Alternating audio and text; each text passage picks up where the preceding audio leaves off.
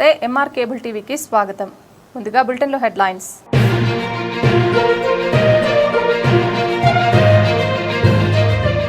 కల్వర్ట్లో పడిపోయి 2 గంటల సేపు ఊపిరాడక ఇబ్బంది పడిన గోమాత. బండపరుపును తొలగించి ఆవును తాళ్లతో బయటకు తీసి రక్షించిన మున్సిపల్ సిబ్బంది.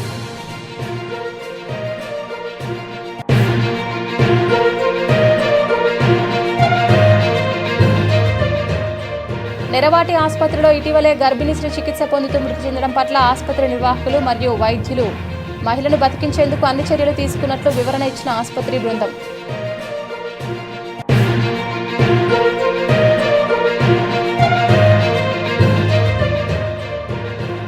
నంద్యాల ఇండోర్ స్టేడియంలో సరైన సదుపాయాలు లేకపోవడంతో అవస్థలు పడుతున్న క్రీడాకారులు. చూసి చూడనట్లు వ్యవహరిస్తున్న జిల్లా అధికారి.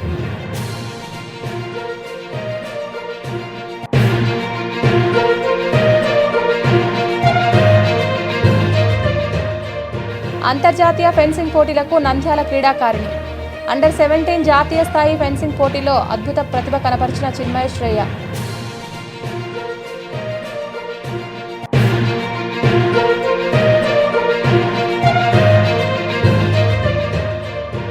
నంద్యాల జిల్లా stamp writers and vendors association సంచలన నిర్ణయం. 3 రోజులు తమ పనులకు స్వస్తి పలికి సమ్మె చేస్తున్నట్టు తెలిపిన సంఘం ప్రతినిధులు.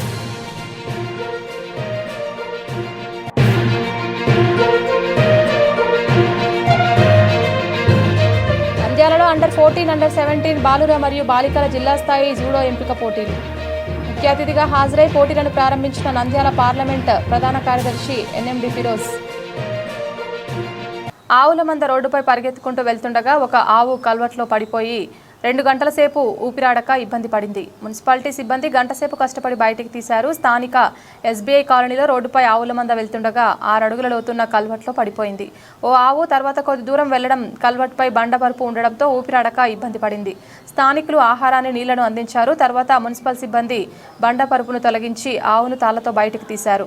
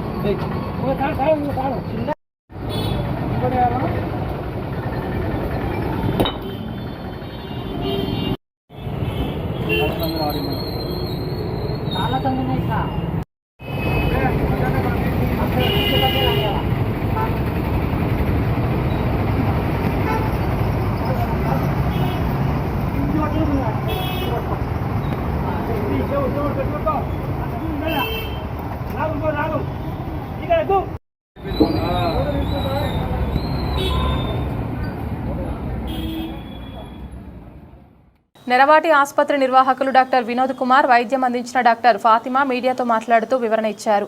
ఈ నెల 12వ తేదీ రాత్రి హబీబా అనే 20 సంవత్సరాల గర్భిణీ స్త్రీ ప్రసవం కోసం అడ్మిట్ చేయడం జరిగింది. డాక్టర్ ఫాతిమా ఎంబీబీఎస్, ఎండి, స్త్రీ వ్యాధి గైనకాలజీ నిపుణురాలు. నెరవాటి మల్టీ స్పెషాలిటీ సూపర్ హాస్పిటల్లో ఈ విభాగం వైద్య సేవలు అందిస్తున్నారు.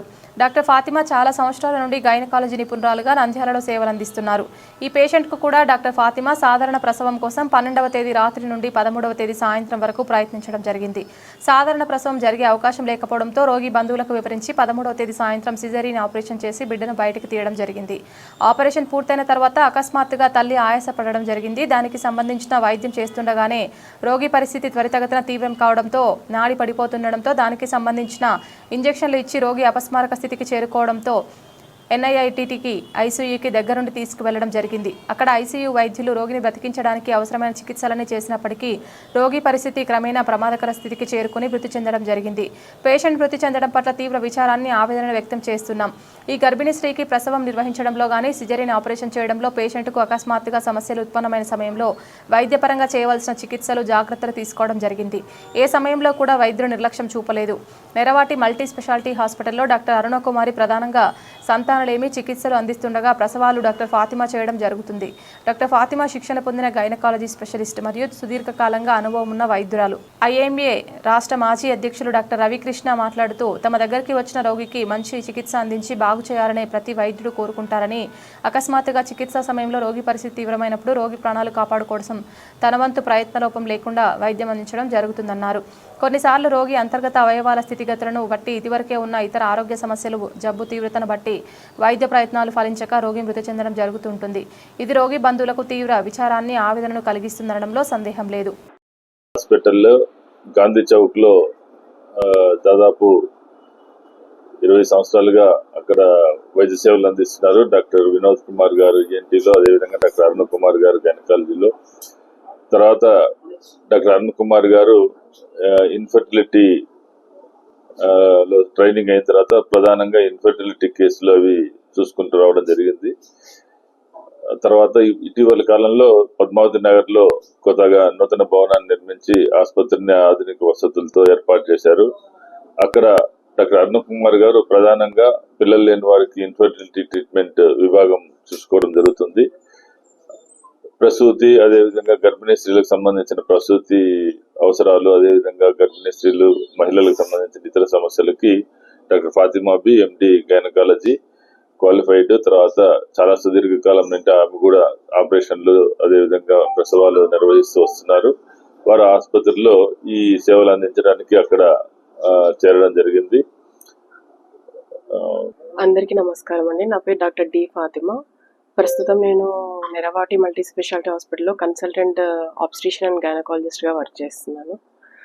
12వ తేదీ రాత్రి 9 గంటల నుంచి 10 గంటల ఆ సమయంలో హబీబా అనే పేషెంట్ 20 సంవత్సరాలు తను డెలివరీకి అడ్మిషన్ చేసుకోవడం జరిగింది. ఎందువలన అప్పుడే అడ్మిట్ చేసుకున్నారు అంటే తనకి కడుపు నొప్పి, తెల్లమైలు అవ్వడము, ప్లస్ ముందు రోజు నుంచి కదలికలు సరిగా లేకపోవడం వల్ల పేషెంట్ అటెండర్స్ కోరుకున్న విధంగానే వాళ్ళు ఇష్టపూర్వకంగానే నార్మల్ డెలివరీకి అడ్మిట్ చేసుకోవడం జరిగింది. సో దాని ప్రకారమే మేము నొప్పులు రావడానికి 12వ తేదీ రాత్రి నుంచి స్టార్ట్ చేయడం జరిగింది.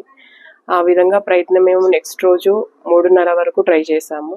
కానీ తను పెయిన్స్ వస్తున్నా కూడా తను సహకరించకపోవడం కొంచెం ఇబ్బంది అయితే తల కిందికి జారకపోవడంతో ఎమర్జెన్సీ ఆపరేషన్కి పోస్ట్ చేసుకోవడం జరిగింది.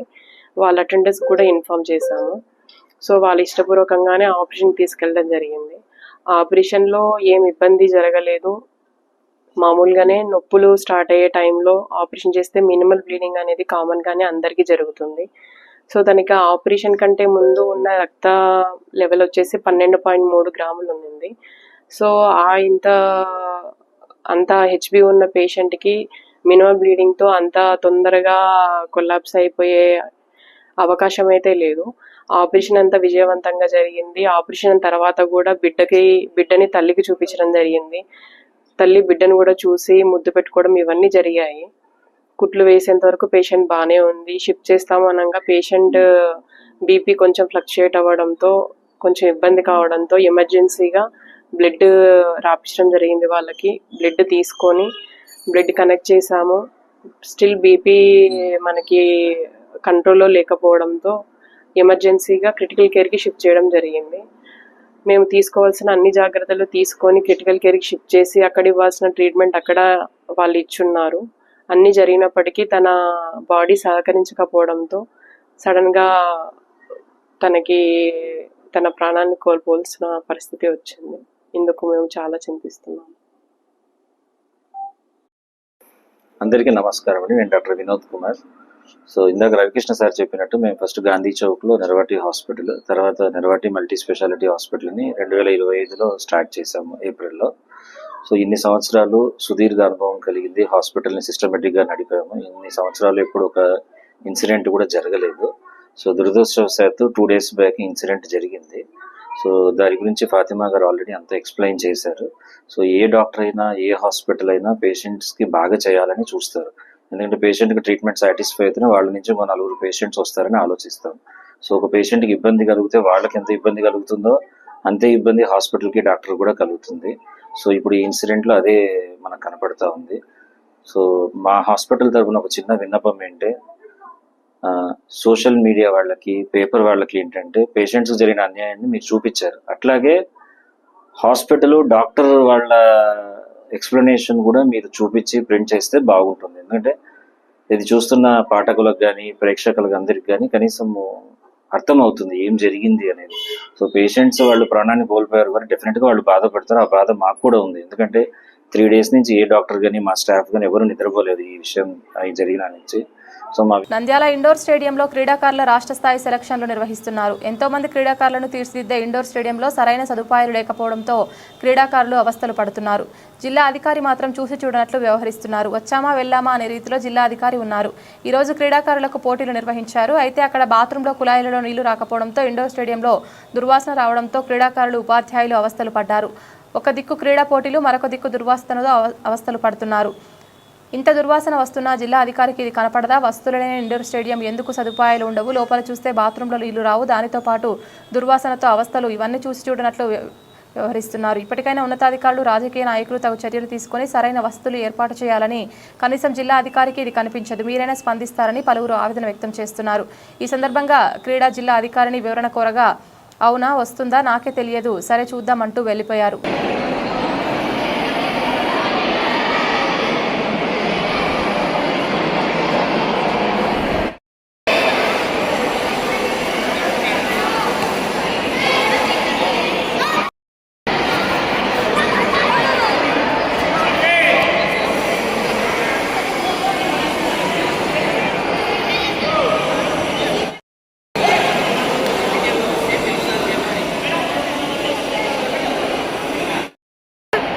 వస్తుందా?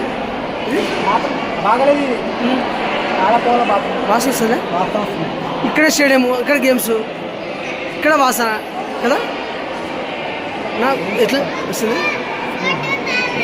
మరి ఇట్లనే వాసన వాసన రావడం లేదా? వాసన స్మెల్ రుచిలాగా ఉంటుందా?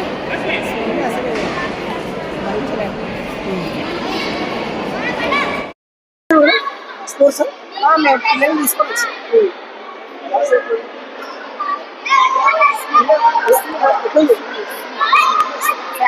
చెప్పండి అసలు ఇల్లు బాగా బాగా వెళ్ళప్పుడు ఇబ్బంది లేదు. ఇప్పుడు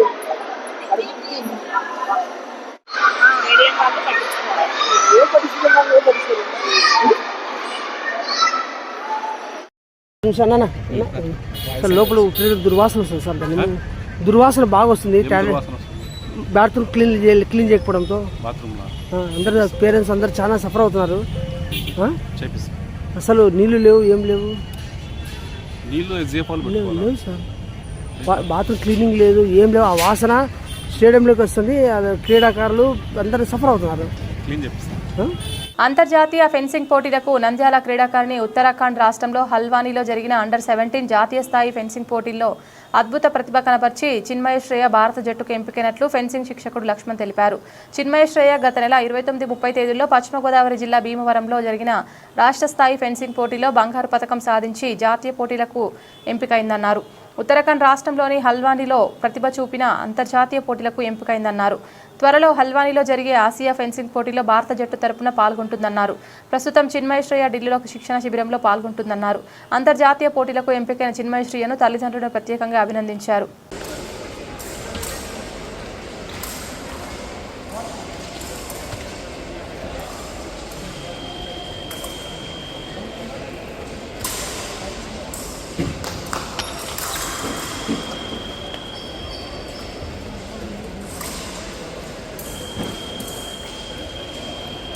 నంద్యాల దస్తావేజులేకర్ల సమ్మె పెండౌన్ 18 తేదీ నుంచి 20 తేదీ వరకు అనగా గురు, శుక్ర, శనివారంలో వరుసగా 3 రోజులు తమ పనులకు స్వస్తి పలికి పెండౌన్ ప్రకటించి సమ్మె చేస్తున్నట్లు నంద్యాల జిల్లా staff writers and vendors association అధ్యక్ష కార్యదర్శులు ఫరూక్, రమేష్ తెలిపారు. ఈ సందర్భంగా వారు మాట్లాడుతూ ప్రస్తుతం రిజిస్ట్రేషన్ ప్రక్రియలో ప్రభుత్వం అనుసరిస్తున్న 2.0 విధానంలో Aadhaar, OTP, mobile OTP, PDF feeding సమస్యలు, ప్రైవేట్ అటెండెన్స్ వగైరా సమస్యల వల్ల ప్రజల రిజిస్ట్రేషన్ వ్యవహారాలకు అనేక ఇబ్బందులు ఎదురవుతున్నాయని, ఈ సమస్యలను ప్రభుత్వం త్వరితగతిన పరిష్కరించాలని డిమాండ్ చేస్తూ నంద్యాల జిల్లాకు చెందిన యావత్తు దస్తావేజులేకర్లు సమ్మెను చేపడుతున్నట్లు వారు పేర్కొన్నారు. కావున పై సమస్యలను ప్రభుత్వం వారు పరిశీలించి త్వరితగతిన పరిష్కరించాలని వారు డిమాండ్ చేశారు. ఇందుకు పట్టణ గ్రామ ప్రజలు సహకరించవలసిందిగా కోరుతున్నట్లు తెలిపారు. ఈ సమావేశంలో అసోసియేషన్ నాయకులు మాలిక్, శివరాం, సంజీవరాం, సుబ్రహ్మణ్యం, గిరిబాబు, రమేష్, రామకృష్ణ, ప్రవీణ్ బాబు తదితరులు పాల్గొన్నారు. ఓకేనా. మీడియా మిత్రులకు, ప్రభుత్వ అధికారులకు, రాజకీయ నాయకులకు మరియు మా పట్టణ ప్రజలు, గ్రామీణ ప్రజలకు నా నమస్కారం. ఈరోజు మనం ఫోన్ చేస్తే వెంటనే ఒక మెసేజ్ వింటున్నాం. మనం ఓటీపీ ఎవరికి చెప్పొద్దు అని చెప్పొద్దన్న గవర్నమెంటే ఈరోజు ఓటీపీ చెప్పు అంటుంది. అంటే రిజిస్ట్రేషన్ డిపార్ట్మెంట్ నుంచి ఓటీపీ వచ్చిందే, వేరే వాళ్ళ దగ్గర నుంచి ఓటీపీ వచ్చిందే, ఎవరి దగ్గర నుంచి వచ్చిందో అర్థం కాక జనాలు చాలా సతమతమవుతున్నారు. కాబట్టి దయచేసి గవర్నమెంట్ వారు ఈ ఓటీపీ విధానాన్ని రద్దు చేసుకోవాల్సిందిగా కోరుచున్నాను. నంద్యాల పట్టణ ప్రజలకు, నంద్యాల జిల్లా వాసులకు, అదేవిధంగా రాష్ట్ర ప్రజలందరికీ నమస్కారంతో నేను చెప్పేది ఏంటంటే, నా పేరు షేక్ ఫారూక్. నేను నంద్యాల జిల్లా దస్తావేజీల సంఘం యొక్క ప్రెసిడెంట్ని. రిజిస్ట్రేషన్ డిపార్ట్మెంట్లో రిజిస్ట్రేషన్ ప్రక్రియలో జరుగుతున్న కొన్ని సమస్యల వల్ల ప్రజానీకానికి, రిజిస్ట్రేషన్ ప్రజలకు చాలా అసౌకర్యంగా ఉంది. ఇప్పుడు జరుగుతున్న సిస్టమ్ 2.0 సిస్టమ్ ద్వారా రిజిస్ట్రేషన్ల ప్రక్రియ జరుగుతూ ఉంది.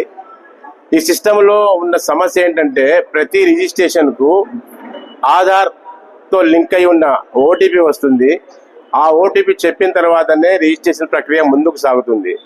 ఫస్ట్ అమ్మిన వాళ్ళది, తర్వాత కొన్న వాళ్ళది, తర్వాత ఇతర వ్యక్తులది, ప్రతి ఒక్కరికి ఓటీపీ వస్తుంది.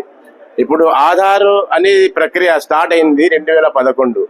2011లో స్టార్ట్ అయినప్పుడు ఎవరు చెప్పలే, మీ ఆధార్లో ఈ సర్వే నెంబర్ లింకప్ అయి ఉంది, ఈ ఫోన్ నెంబర్ లింకప్ అయి ఉంది, ఈ ఫోన్ జాగ్రత్తగా, ఈ సిమ్ మీరు వదిలేయొద్దు, దీన్ని జాగ్రత్తగా ఉంచుకోండి, ఫ్యూచర్లో ఈ సిమ్ పనికి ఎవరికి చెప్పలే. కానీ ఆధార్ ఏ ఫోన్ నెంబర్ అయితే లింకప్ అయి ఉందో, రిజిస్ట్రేషన్ ప్రక్రియలో ఆ ఆధార్ నెంబర్ ఎంటర్ చేసిన వెంటనే అప్పటి ఫోన్కు ఓటీపీ వెళ్తుంది. ప్రతి మనిషి ఎన్నోసార్లు ఎన్నో సిమ్లు మార్చున్నాడు, విషయం తెలియక మార్చి ఉంటారు. ఒకరైతే సర్వీస్ బాగాలేదనో, ఒకరైతే నచ్చకో ఏదో మళ్ళీ సిమ్లు మారుస్తుంటారు. కానీ ఇప్పుడు ఆ సమస్య వచ్చి పడింది. ఈ విధంగా కొందరు అన్ఎడ్యుకేటెడ్స్ అంటే నిరక్షరాస్యులు ఉన్నారు, వాళ్లకు ఫోనే ఉండదు. మరి వాళ్ళకి ఎలా, మళ్ళీ వాళ్ళకి ఒక ఫోన్ కొనుక్కోవాలి, మా ఆధార్కి ఒక నంబర్ లింకప్ చేసుకోవాలి, అప్పుడు కానీ రిజిస్ట్రేషన్ కాదు. ఈ వ్యవహారం అంతా చాలా కష్టతరంగా ఉంది, ప్రజలకు చాలా ఇబ్బందికరంగా ఉంది. అదొకటి. ప్లస్ ఇంకొకటి, ప్రతి రిజిస్ట్రేషన్కు పీడీ అనేది పబ్లిక్ డాటా ఎంట్రీ ప్రజలైనా చేసుకోవచ్చు, దస్తావేజ్ లేఖలైనా చేసుకోవచ్చు, ఎవరైనా చేసుకోవచ్చు. గతంలో మనం రాసుకున్న దస్తావేజులకు ప్రభుత్వ అధికారులు అంటే రిజిస్ట్రేషన్ ఆఫీసులో ఉన్న సిబ్బంది పీడీని వాళ్ళే ఎంట్రీ చేసుకునేవాళ్ళు. వాళ్ళు ఎంట్రీ చేసుకోవడం వల్ల తప్పొప్పులను జాగ్రత్తగా చూసుకుని మరి ఎంట్రీ చేసుకునేవాళ్ళు. కానీ ఇప్పుడు ఎవరైతే డాక్యుమెంట్ తయారు చేస్తారో, దస్తావేజ్ లేఖరి కావచ్చు, బయటి వ్యక్తి కావచ్చు, తనకి ఏదైనా పరిజ్ఞానం ఉంటే ఎవరికి వారు చేసుకోవచ్చు. నంద్యాల పట్టణంలోని పద్మావతి నగర్ స్టేడియంలో U14, U17 బాలురు మరియు బాలికల జిల్లా స్థాయి జూడో ఎంపిక పోటీలు ఘనంగా నిర్వహింపబడ్డాయి. ఈ కార్యక్రమానికి ముఖ్య అతిథిగా నంద్యాల పార్లమెంట్ ప్రధాన కార్యదర్శి శ్రీ NMD ఫిరోజ్ హాజరై రిబ్బన్ కట్ చేసి పోటీలను ప్రారంభించారు. జిల్లా విద్యాశాఖ అధికారి శ్రీ జనార్దన్ రెడ్డి గారి ఆదేశాల మేరకు స్కూల్ గేమ్స్ కార్యదర్శులు BH విశ్వనాథ్ మరియు మహిళా సెక్రటరీ ఆశాజ్యోతి ఆధ్వర్యంలో పోటీలు విజయవంతంగా నిర్వహింపబడ్డాయి.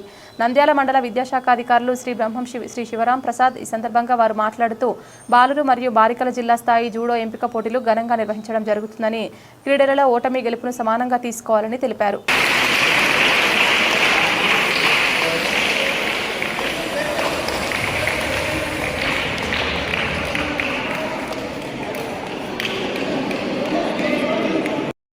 ఒక టీటీ, ఇంకొకటి జూడో ఈ district wise under 14 and 17 selection జరుగుతుంది.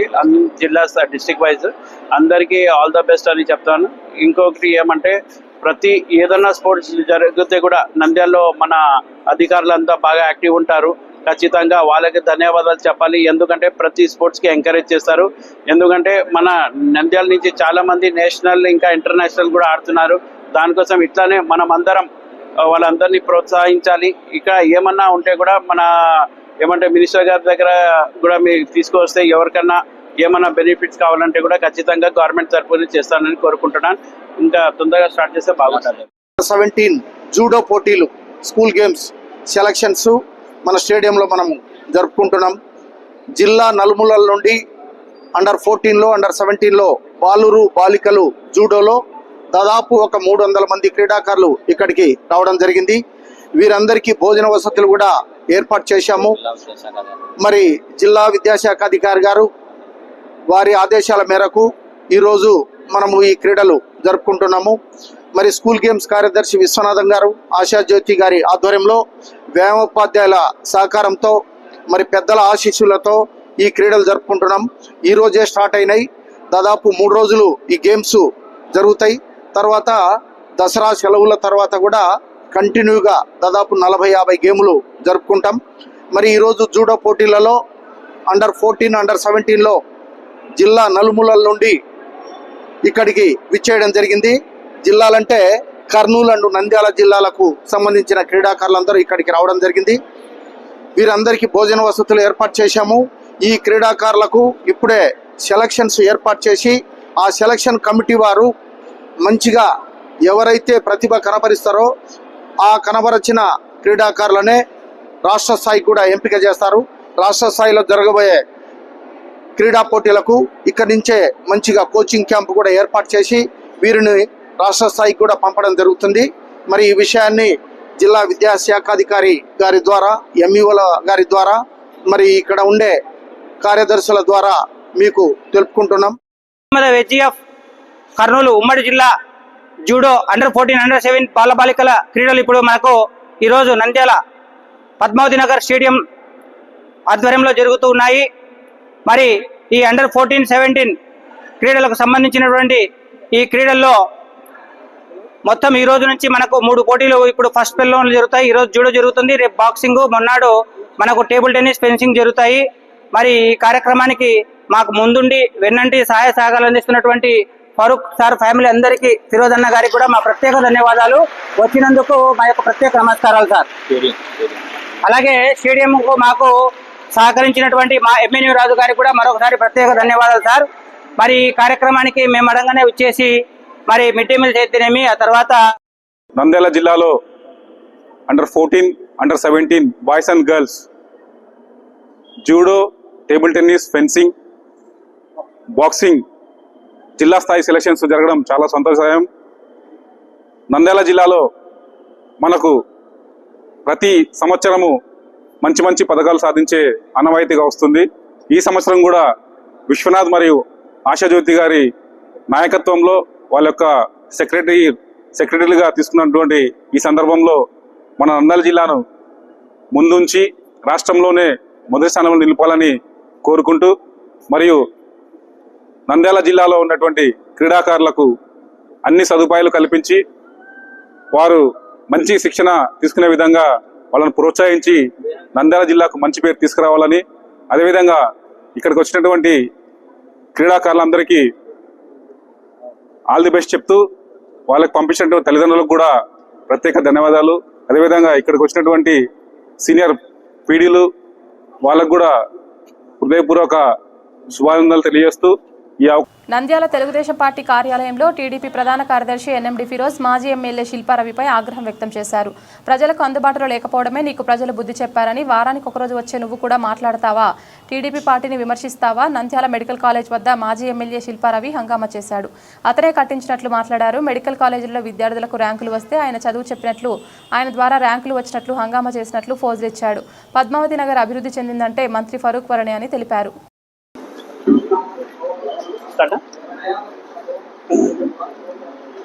అందరికీ నమస్కారం అండి.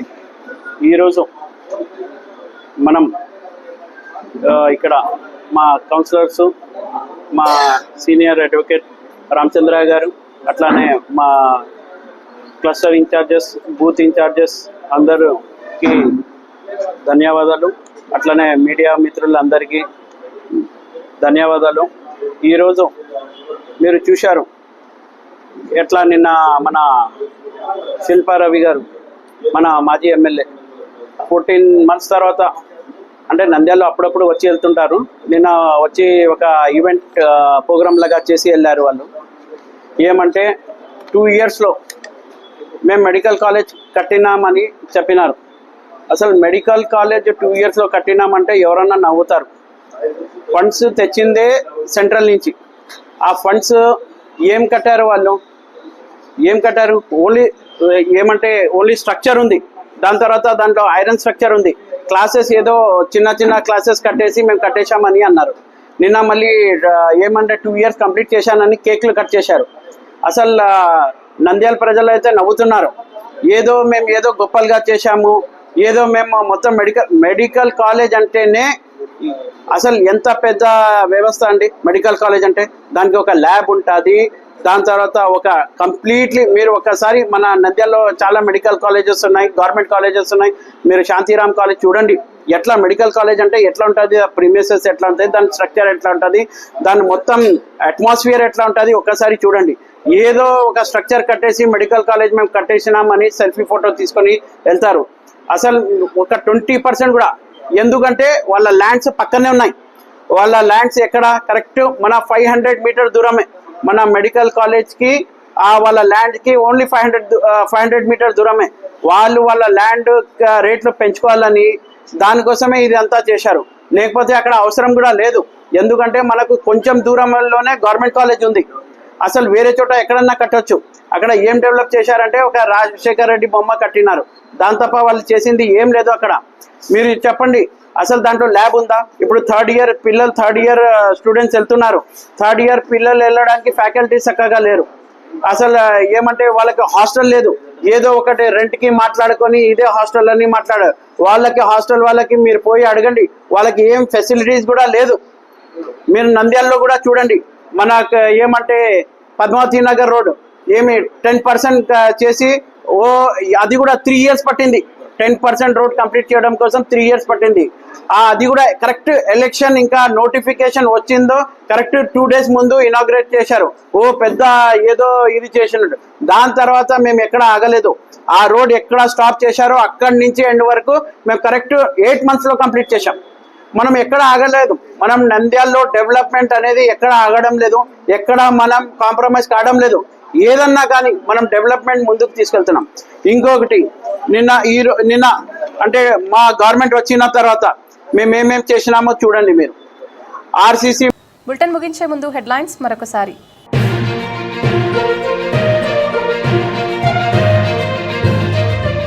కల్వర్ట్లో పడిపోయి 2 గంటల సేపు ఊపిరాడక ఇబ్బంది పడిన గోమాత. బండపరుపును తొలగించి ఆవును తాళ్లతో బయటకు తీసి రక్షించిన మున్సిపల్ సిబ్బంది.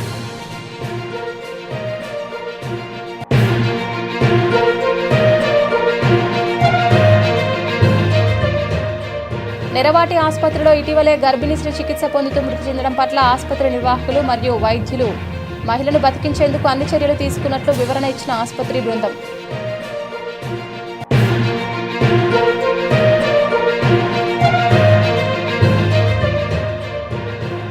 నంద్యాల ఇండోర్ స్టేడియంలో సరైన సదుపాయాలు లేకపోవడంతో అవస్థలు పడుతున్న క్రీడాకారులు. చూసి చూడనట్లు వ్యవహరిస్తున్న జిల్లా అధికారి.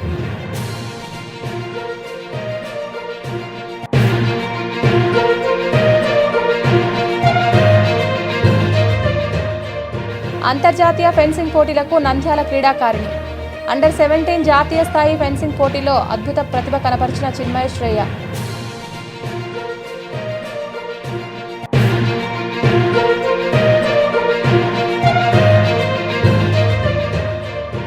నంద్యాల జిల్లా stamp writers and vendors association సంచలన నిర్ణయం. 3 రోజులు తమ పనులకు స్వస్తి పలికి సమ్మె చేస్తున్నట్లు తెలిపిన సంఘం ప్రతినిధులు.